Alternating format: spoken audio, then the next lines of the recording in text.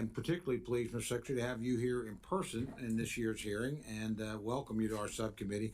And I want to start by thanking the Secretary for traveling to my district recently, which he was kind enough to do at my request, visit Tinker Air Force Base, which is America's largest defense aircraft maintenance depot and it's actually the world's largest. Keeps many of our nation's most important national security aircraft in safe operational order long after their normal lifespan. As I've raised before in this subcommittee and the defense subcommittee, our aircraft depots and, in fact, all of the DOD and the economy at large have serious shortages of qualified, high-skilled workers. The Secretary was very helpful in helping us think through that problem and helping us come up with ways to begin to address it. So we appreciate that. We've got a particular need for advanced software developers, computer engineers, and other cyber professionals, and I suspect we're not alone in needing that particular set of skills. The Secretary took the time to meet with key base leadership, the union leadership, and several workers on site to investigate the issue. I'll ask a question on that topic later if time permits, but I look forward to working with you, Mr. Secretary, and your team in the coming months to pursue cooperative solutions along with the Air Force. Now turning to the President's budget request for the coming year, I must reiterate several concerns.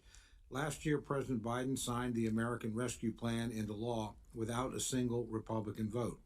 This legislation pumped nearly $2 trillion of new spending into our economy, much of it unneeded and poorly targeted. I firmly believe that the law has been a direct cause of the 40-year high inflation we're currently experiencing. Gas prices are averaging well over $4 a gallon, and prices in the grocery stores are up in double digits. History's taught us we cannot spend our way out of inflation, yet this year's budget seems to think we can do just that. I respectfully disagree.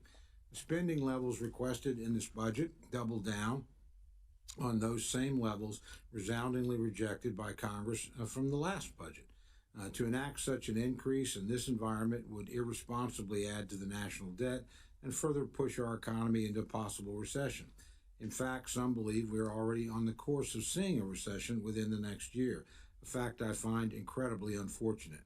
I believe the worst effects of the President's economic policies could have been avoided if such a sharp partisan approach to the spending had not been pursued early in the administration. The fiscal year 2022 appropriations represents a compromise. It did not include the more than 17% increase for non-defense agencies requested by the administration.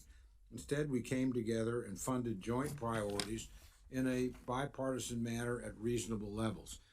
And I certainly hope we can do that again for fiscal year 2023.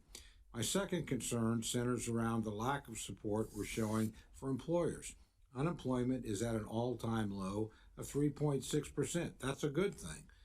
In my state of Oklahoma, we're significantly below the national average at 2.6%. Businesses are struggling to find workers, and worker shortage is exacerbating the inflationary pressures, further pushing our economy into a downward spiral.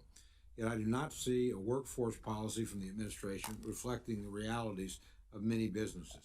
Recent proposals to quote-unquote modernize the Davis-Bacon standard for a prevailing wage return us back to a definition that has not been used for nearly 40 years. The budget requests a more than 20% increase for the wage and hour division, a more than 35% increase for the Office of Federal Contractor Compliance Programs, a 15% increase for the Occupational Safety and Health Administration, and nearly 200 additional staff for labor enrollment in the department. Specifically, in your budget materials, you cite the need for greater enforcement of those participating in the sharing economy. With unemployment at record lows, we do not need excessive executive overreach, stifling innovation and flexibility for both workers and employers. Innovation solutions like those found in the sharing economy have enabled millions to find work when they want it and helped those find workers when other options were not available. We should be supporting these new forms of employment, not smothering them with overly aggressive rules, regulations, and enforcement. I do want to commend your support for the apprenticeship programs. We have seen these programs flourish in recent years under multiple administrations. I think apprenticeships represent an opportunity and a pathway to high-paying jobs, many of which do not require a college degree. However, I am disappointed by the lack of support to alternatives to registered apprenticeships. I hear from businesses regularly about the limiting structure and cumbersome model of registered apprenticeships. The model was not built for the economy and the opportunities of today, and it's not doing enough to support today's worker. It's underutilized by many industries, notably the growing sector of information technology, cybersecurity, and supply chain logistics. I think the administration should do more to support intermediaries in these areas and alternatives to registered apprenticeships to bring opportunities to these aggressively growing businesses and to American workers. These are just some of the policy differences that I'm sure we'll discuss today. I'm hopeful that we will work through this shortened budget year and we'll be able to once again find the middle ground. I have said before, and I'll say it again, the chair and I have worked together for the past 7 years to find a spending level we can both support in the final appropriation. And we've been able to do that 7 times in a row.